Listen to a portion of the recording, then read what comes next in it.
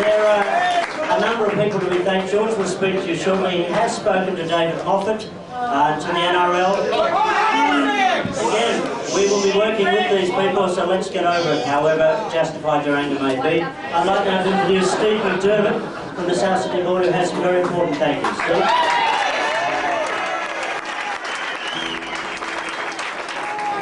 On behalf of the South Sydney Football Club Board of Directors, I have been asked to present this prepared statement. This statement was prepared regardless of the outcome of our court case. There are a number of formal thank yous that need to be said today. The list of individual people who have stuck with this club through its most harrowing period in its 90-year existence is monumental. To try and name every person would probably take a day and a half, and ultimately we would not forgive ourselves if we missed thanking any one of these people. So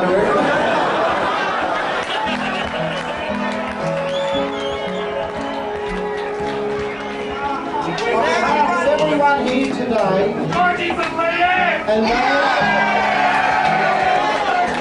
those of our supporters over the past 90 years that are no longer with us, and our supporters that will be with us for the next 90 years and beyond, all that can be said is 3 cheers for George.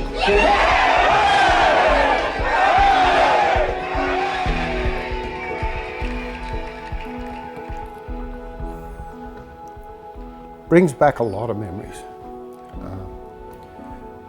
A lot of wonderful memories that you tend to forget about. That day was a monumental day for all of the South supporters. It invoked so much passion, so much joy. It's hard for the younger people today to realise what it meant for us to be reinstated and how hard so many people fought for that reinstatement. So, yeah, it was a very, very special day.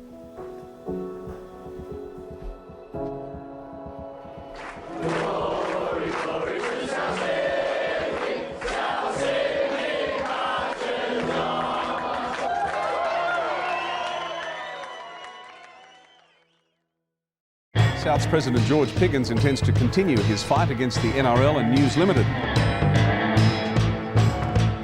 And then you subpoena them, and then you get them to open the books, and you see who's been fair dinkum. One of the most famous clubs of all, South Sydney. 20 premierships in a battle for survival. We're not going to go alone. We're going to ride the storm and we're together.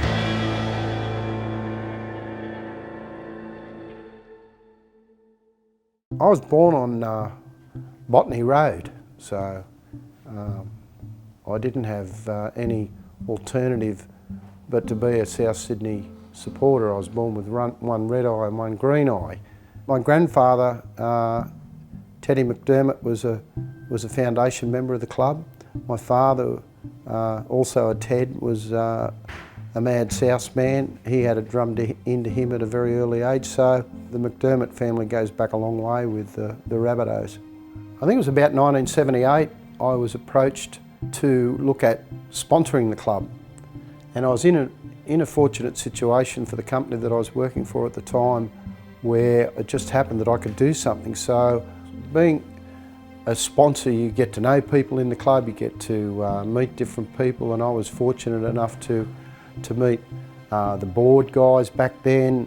Terry Parker, I think, was our general manager at the club. So you became more aware of what was going on in the organisation. And I was asked in very early 1980s, we formed a marketing committee, which was unheard of back in a football club back in those days. I was lucky enough to be on that marketing committee. So we came up with some marketing strategies and worked out ways that we could try and raise some funds for the club to be more successfully financially. Martin and I, our involvement goes back to early 90s, 93, 94. And we were on the marketing committee with Nick Greiner and Steve McDermott, and I came on board as a sponsor because at the time I was marketing director of Flag Hotels, and we recognised then that Souths was a terrific organisation to get involved with. So right through that period we were able to live it from the inside and the outside, and we just felt we had to do something, Martin, Steve and myself, and fortunately we did. Souths have been in trouble on and off for much of the 70s, and it kind of stabilised a bit in the 80s, and then it started going pear-shaped pretty much after we won the minor premiership in '89. Since the code's inception, Souths have won a record 20 premierships. South Sydney is in. I'll tell you who it is in a minute. Andrews has got the try. Adam Martin is in the daylight.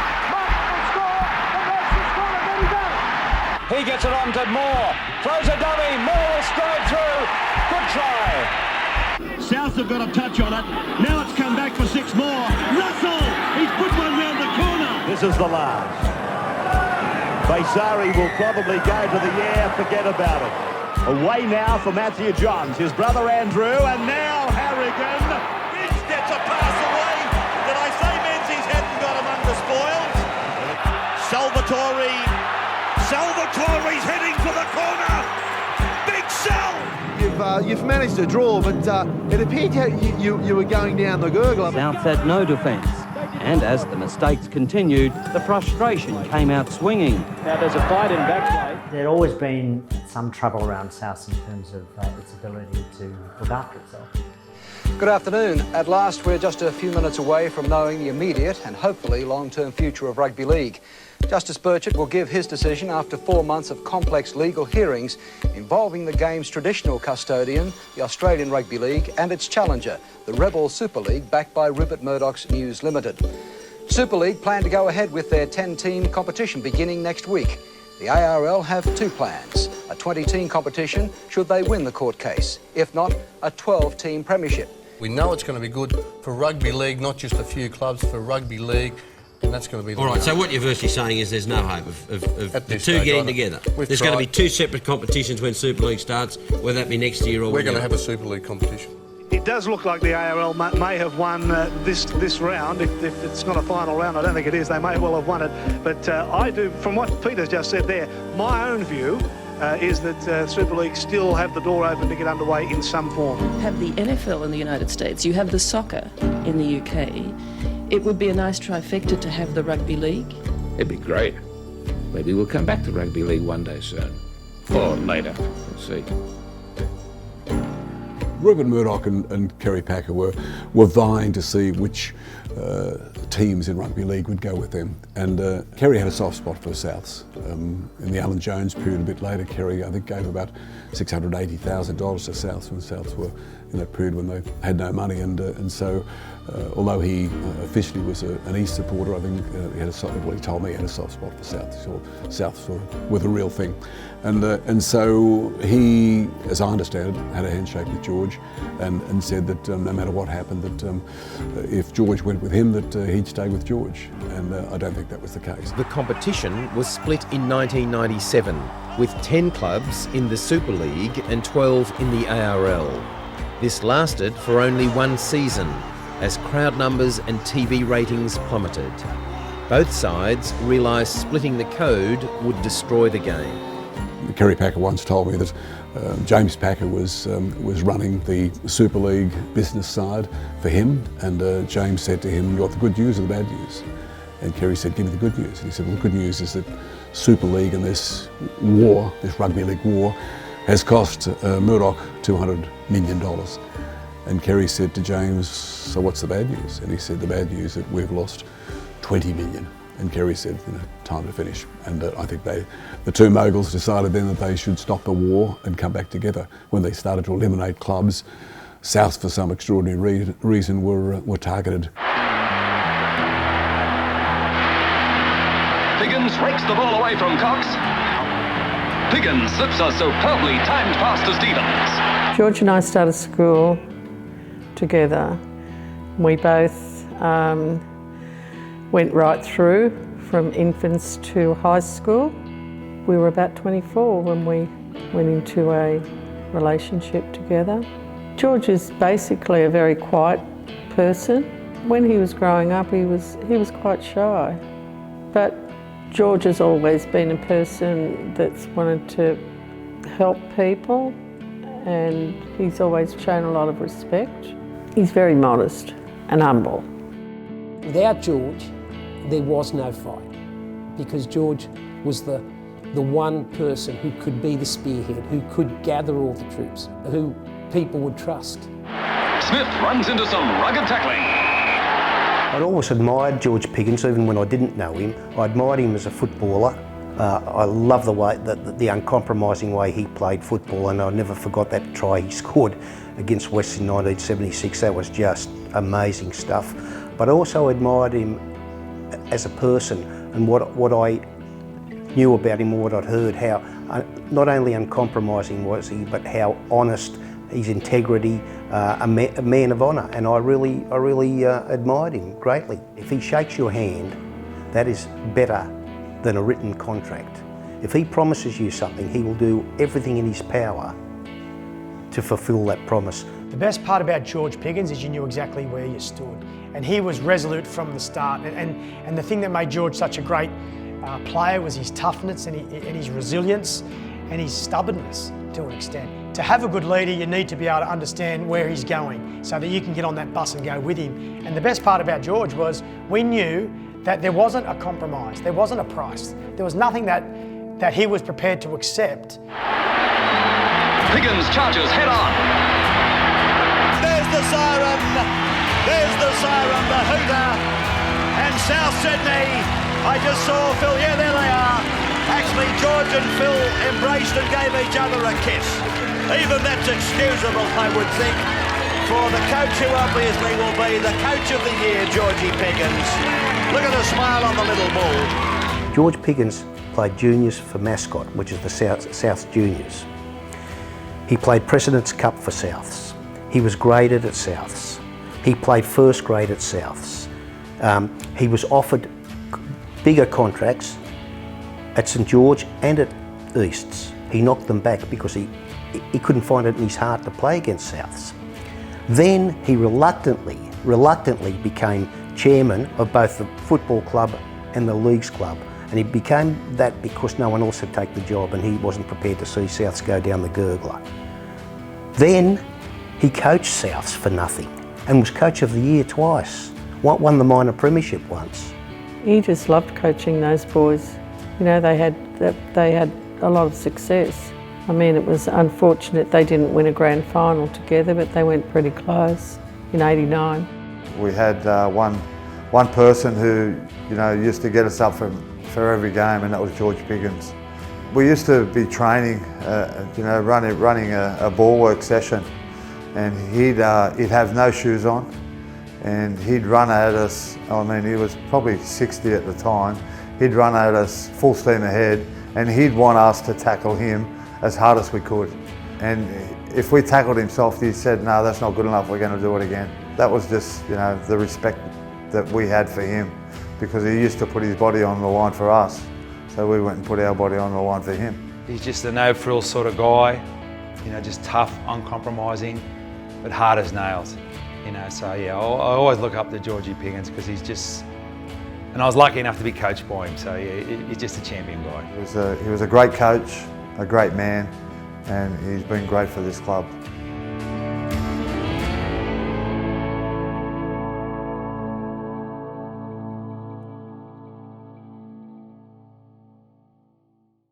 You must remember that the players are being very well played today. It's not a sport anymore, it's a huge business.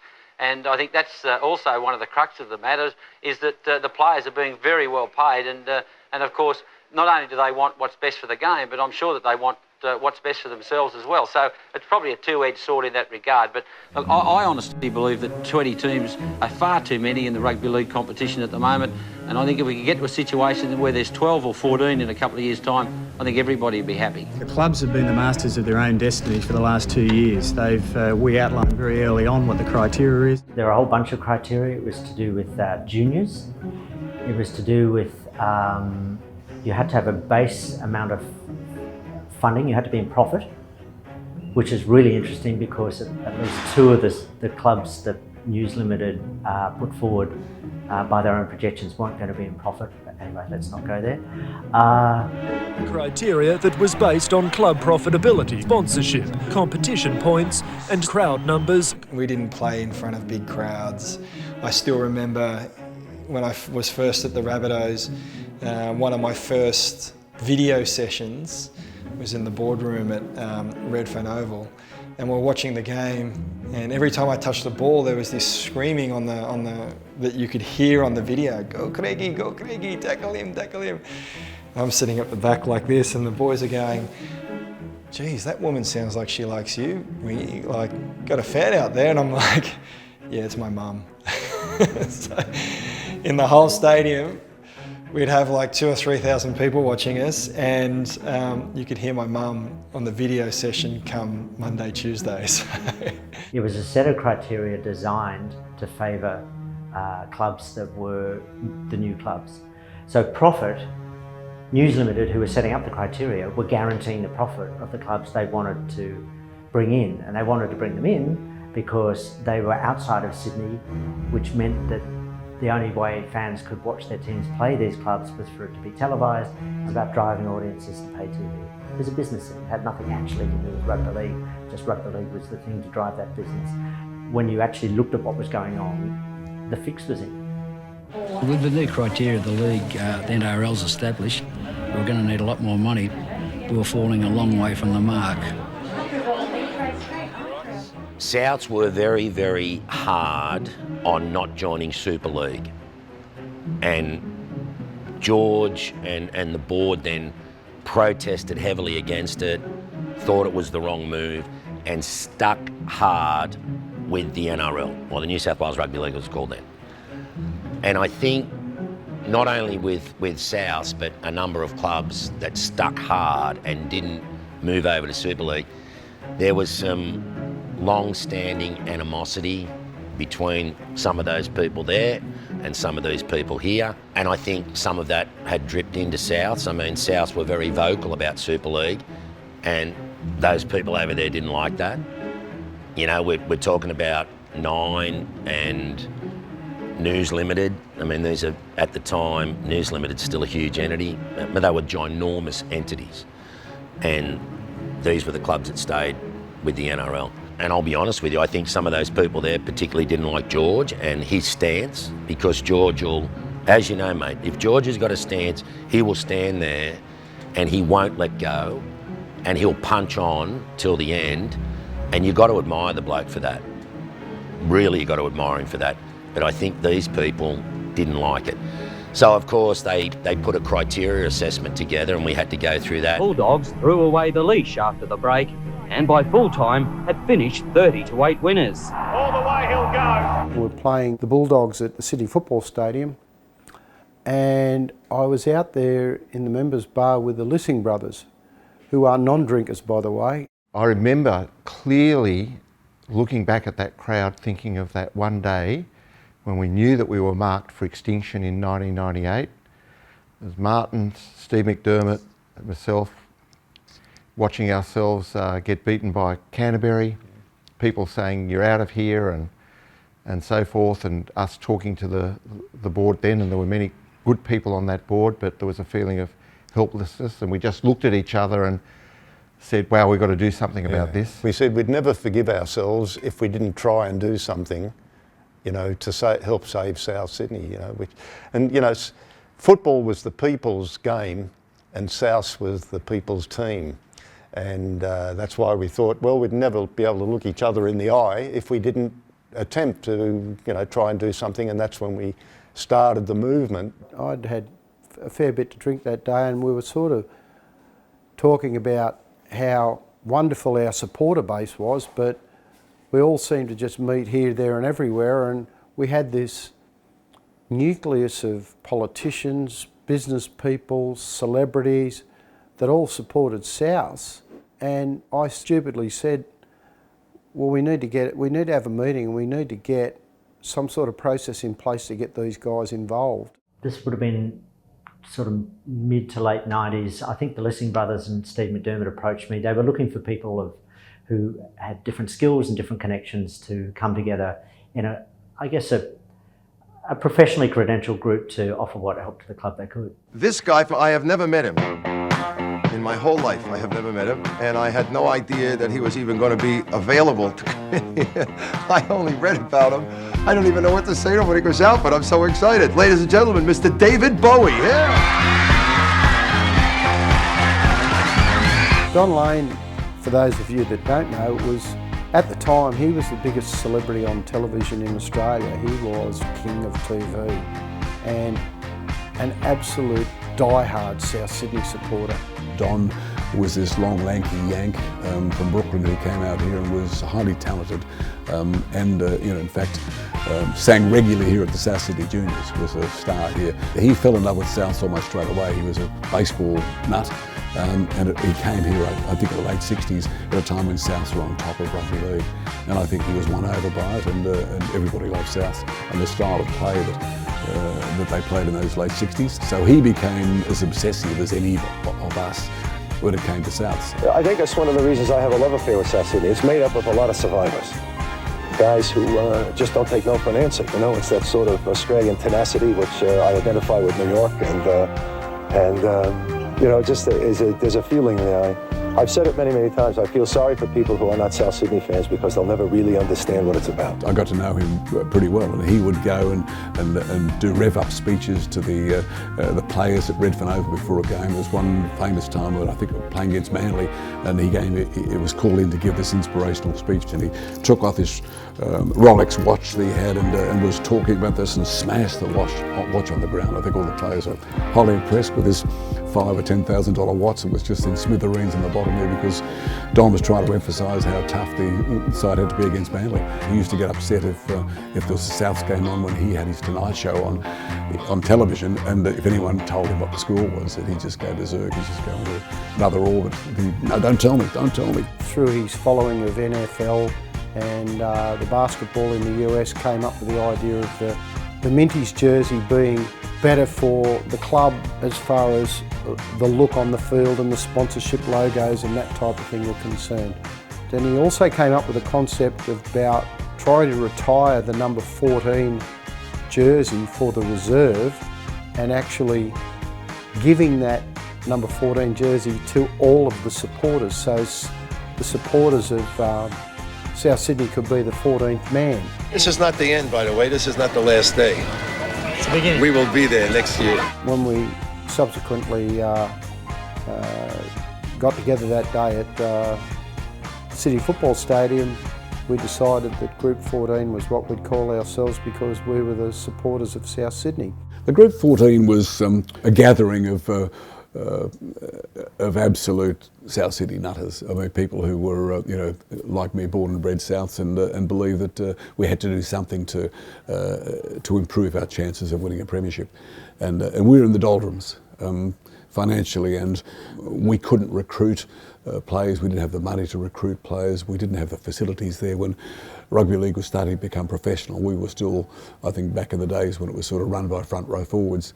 No offence to front row forwards, but it wasn't businesslike. I was working at Triple J at the time, and we weren't digger mates, but I knew Andrew Dent because Andrew's a legend. And Andrew phoned me up and he said, look, there's this thing called Group 14. He said, which Steve McDermott and the Lissing brothers and Don Lane have put together. And he said, it's people in business and in the media who do what they can for the club. He said, would you like to be part of it? And I said, yeah, of course I would. And, I still remember going to the first meeting, and apart from the fact that it was, all these great people, I was still pretty blown out I was in the same room as Don Lane.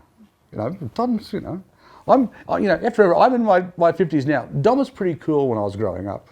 Everyone who was in that Group 14 was not doing it to raise their profile. Everyone was you're a Souths fan first, and then what you brought, whether it was business or politics or media, that came second.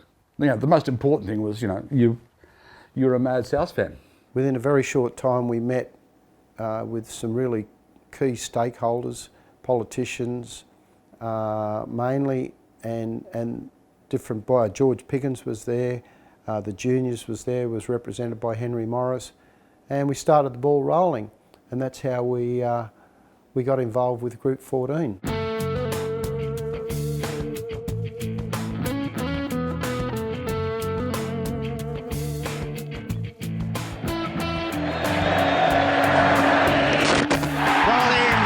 Through with the right length, trying to hit down the ground. So Michael Whitney draws blood. Tremendous roar from the crowd. Wow, a clean bowl. Everybody knew that I was a tragic South supporter. Even though I was a cricketer, everybody knew that I'd played rugby league till I was 20 and I loved it, and that I was a die-hard South Sydney supporter. So I got asked to join Group 14 with all of those people. There needed to be some changes on the board. I say this with respect. Some of the gentlemen that were on the board when I got on the board were very, very old. We could sort of see maybe what was coming, and there needed to be a bit of energy on the board. So I got on the board, and I do remember this clearly. My father passed away when I was 16, and that's where the Rabbitohs thing. My mother was a Paddo girl, so she was a closet Rooster supporter. But the old man, you know, me and my sister, you know, red and green eye. And I wanted to say that night when I got made a board member how proud my dad would have been of me if he was still alive. And I was halfway through this speech and I looked around the table and two of the elder gentlemen on the board had nodded off during my speech. So that said to me, we need some new people on the board, because if what we're thinking is going to happen at the end of this year and we're up for expulsion or however that's going to work, there was talk that a team's going to get punted, we can't have people nodding on in the boardroom. Ex-sportsmen like Michael Whitney and politicians like Albo and others all decided that we should shake it up, that we should take on the old board and change things. And I was quite happy to join that, and I became part of that Group 14 and we became a new board. Group 14 started to activate some very heavy hitters, and almost one by one, some of those older gentlemen were replaced by much younger, energetic people.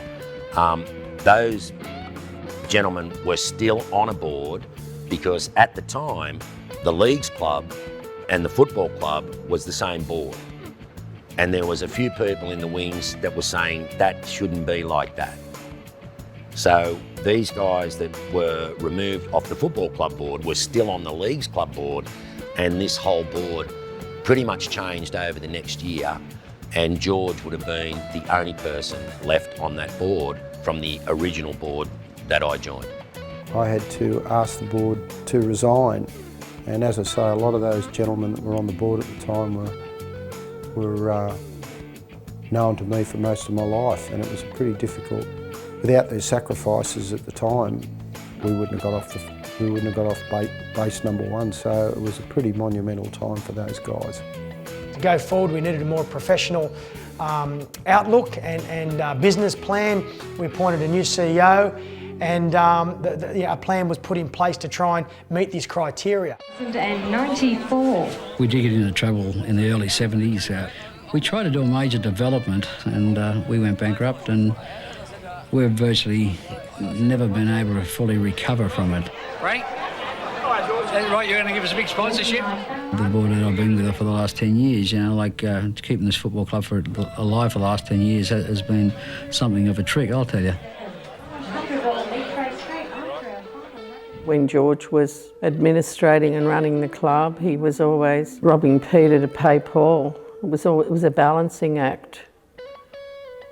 And that he was chairman of both clubs, it made it easier for him to survive with both clubs that were cash-strapped. But at the end of the day, every cent was accounted for.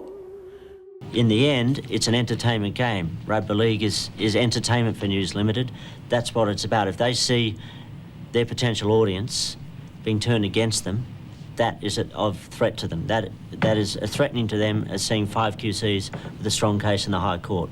Group 14 got together about a year ago to inject some new ideas and energy into the club to help it survive what we realised was going to be a very ugly backlash after Super League, basically a concerted attempt, we believe, to remove the club from the competition it founded.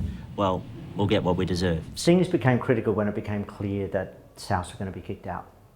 And that's when a lot of us stepped up. I was in the media then, so I used my position in the media to talk about it, and I think I probably might have been one of the first people to actually flag what was going to happen some months out before it happened. Because it was my last year and was always going to be my last year in '99, I made the decision at the start of the year.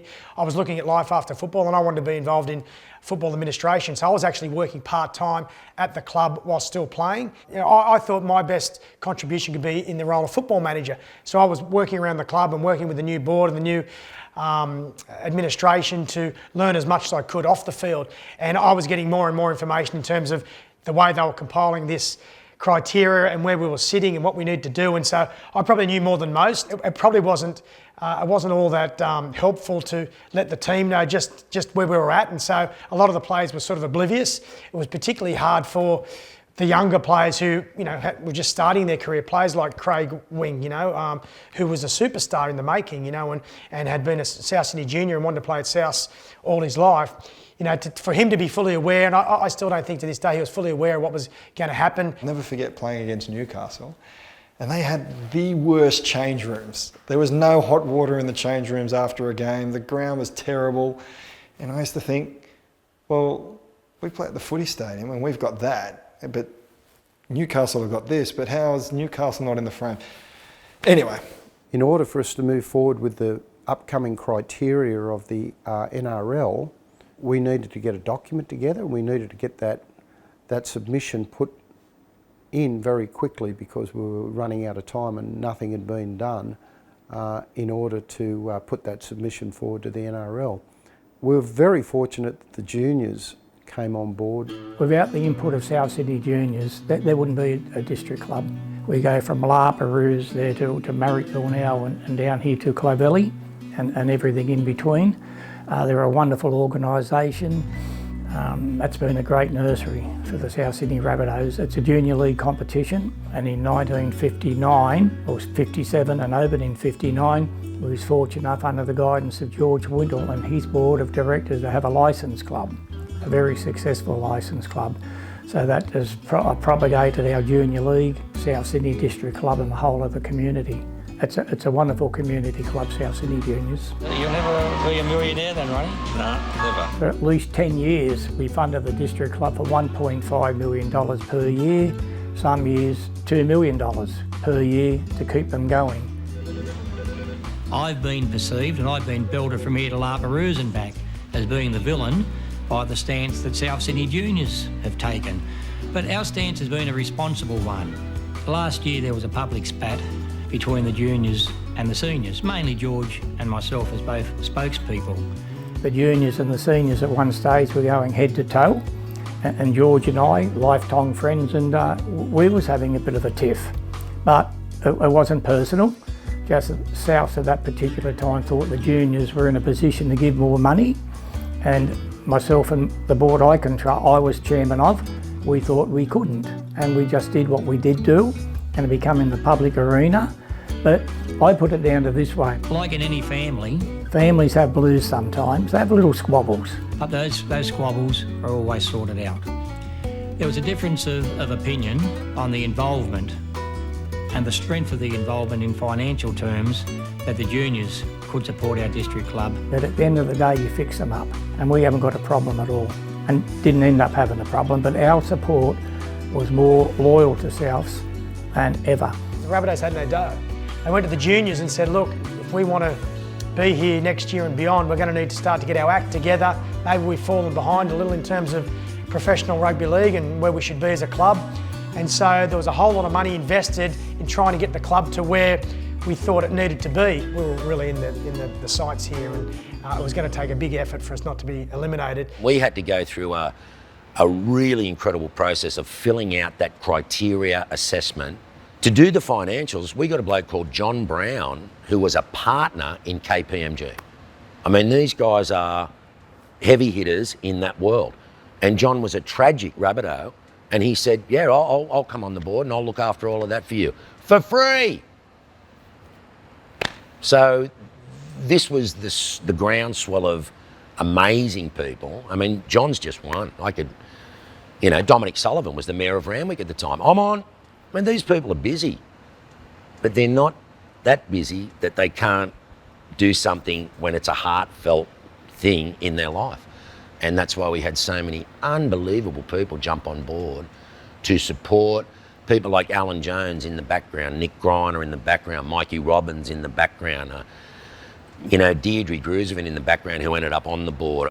Well, I was in the Parliament, and I was a Labor member and everything else, and I had this other game to follow, and so you were always busy. I was the only female and everything, but people didn't sort of treat you in a different way. And because I think we just talked as they talked, and no, it didn't worry me at all. Well, we were a family of 5 kids. We all were involved one way or another in politics. Deidre ended up in the upper house and then the lower house in New South Wales. I was there for 20 years before that, and then went to Canberra. Anyone who knows Dee knows that she's very passionate. She's a fighter, born fighter. So she was a natural for this. Unbelievable lady. Never took a backward step. One night in the boardroom, it erupted, and George was going to storm out of the boardroom and just leave us in there. And Deidre got up and stood at the door like this, and she went, "George, take your seat. Go and take your seat now." And there's this woman who was actually a little taller than George, Deidre, giving it to him, and George went, and went back and sat down. I said, "Deidre, if that had been one of the blokes standing there, he just would have gone, 'Get out of my way,' and he would have walked out." But there was Deidre, and she probably knew at the time that she was the only one that could stand up and stop him from leaving that boardroom, and I'll never forget it. And George, what was George going to say? There was Deidre there. He went, and then sat down, and then we sorted it out. But, that was only one moment when the board erupted. It didn't erupt often, but there was some heated debates there. And Deidre was a powerful person, but a powerful woman. It was really good to have a strong woman, backing us on that one, because clearly women love rugby league as much as men love rugby league, but it tend to be a bloke sport. So to have someone as capable and as powerful as Deidre Grusovin supporting us and out there on the front foot was really important. It was important because she brought all the things a woman can bring, but also just an independent spirit can bring. And so she was vital. If you look up the word matriarch in the dictionary, there's a photograph of Deidre. So Deidre was an incredibly tireless worker for the club, passionate supporter of the club, very intelligent, very, very considered, very well thought. Deidre always seemed to be this calming influence, and would come up with a statement that everybody would go, oh, yeah, that's sensible. Just a wonderful, wonderful person, great lady. We're not about a product being packaged for television and profit. We're about a great tradition and a code for our kids in the future. If you had to go into a political fight or take someone on, when we needed someone, Deidre was the one that would front up, and she was amazing, and I've been fortunate in my lifetime to been a friend of Deidre's for a long, long time, and I'll take that friendship to the grave. We talk of George and we talk of Nick.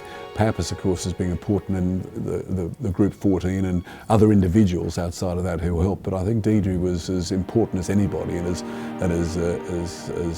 game-changing as any of the others. If you're in a war, you want Deidre on you, beside you, in the trenches. So about 2 years ago, my wife spent some time going to the Grusovins at the change of seasons to do a photographic book as a present to show Deidre how much we love her. So yeah, you didn't say it wasn't like meeting Deidre Grusovin. It was like finding, like finding a second family. She devoted an enormous amount of her time to this struggle, and I think did nothing but work to save the club. I just did what I was having to do and hoping to do the things that I'm doing are right. That's all. Yeah. This game was not conceived to be a servant of business, pay television, or faceless administrators. The game belongs to the people. It must be handed back to the people for them to decide who is to run the game. There is a perception out there that George is the hero of South Sydney. I agree with that. His public image, absolutely outstanding. George would take anybody on. He'd take King Kong on if he had to. Well, he took Murdoch on. I don't know if that's any relation to King Kong, but he took Murdoch on. His passion was great. I mean, George played the game hard and he played business hard. And there was no compromise with George. And George was a good man for his time. And George was smart enough when his time came to move on, he moved on. But for the fight, in the trenches, in the dirt, in the slugfest, he was your man. He became the figurehead, the symbol, the poster boy, if you like, of what South was about. You can count on George being there for the long haul, and he was there for the long haul in this battle where the odds were stacked against us. I think Mr Murdoch's got to realise this is not about big business, this is about sport. And sport belongs to the people. And it belongs to the people like you that fight hard for it, and that you've been determined to make sure your side stays in the competition, and we'll make sure it does for you. Thanks very much. I remember as a player thinking, if we play well, if we make the semis, how can they possibly get rid of us? One of the most famous clubs of all, South Sydney. 20 premierships. In a battle for survival taken out by their captain, George Garlick. We had the biggest pack in the comp, you know. We had 5 guys that were 6'5", which back in those days was a massive pack. There were some good players. We had Spud Carroll, we had Chris Caruana, we had a heap of guys. I really felt like we banded together quite well, and we were actually playing for something. 1.25 minutes to go. Canterbury by 2. Trindle across the ground. Dudeman, can he pass? Yes, he can. Trindle gets it away. He goes in the corner. He's in the corner. What about the pass from Trindle? Well, what an incredible performance this has been. What a gun. It's had all of the emotion leading up to it. And we set on a path in '99 that was hopefully going to take us to the finals.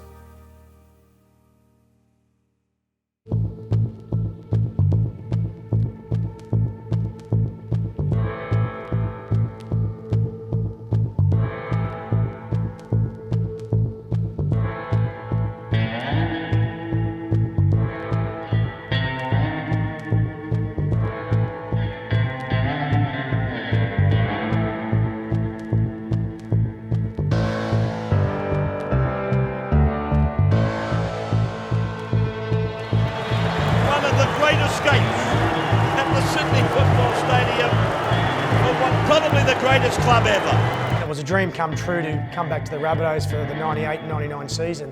I got to be coached by the great Craig Coleman, who I played with as well, which was fantastic. We had a really good, strong captain, Sean Garlick. He was a leader. They all followed him. Great tackle there by Leicester. Now a penalty goes to the Canterbury side. There's drama. It's on. Yeah, Sean Garlick is underneath that. The big argument from the NRL was, hey, if we put you guys back in the comp, what happens if you fall over halfway through the year? Playing in 1999 under enormous pressure, but with a great team of boys. And the big clashes have started already. So they're just running into each other like 2 trains. For South Sydney, number 7. Have you spoken to many of these guys? Left foot, getting away. He is brilliant. We were known for probably having the biggest forward pack in rugby league at the time. Short pass. I was feeling fit, fast, strong. What about this bloke? Playing wing, strong, quick, and a good sword as well. We were leading the comp, I believe, after 5 rounds. We're by no means finished, and we've got big things planned for this year. And the season was going great, and everybody was tipping us to make the finals, I think, for the first time since '89. Play the game, right? You know what the go is. Chased now by Darren Lockyer, who can't get him. He's in to score. We had this opportunity where we could potentially be the ones that save this fantastic, historic foundation club.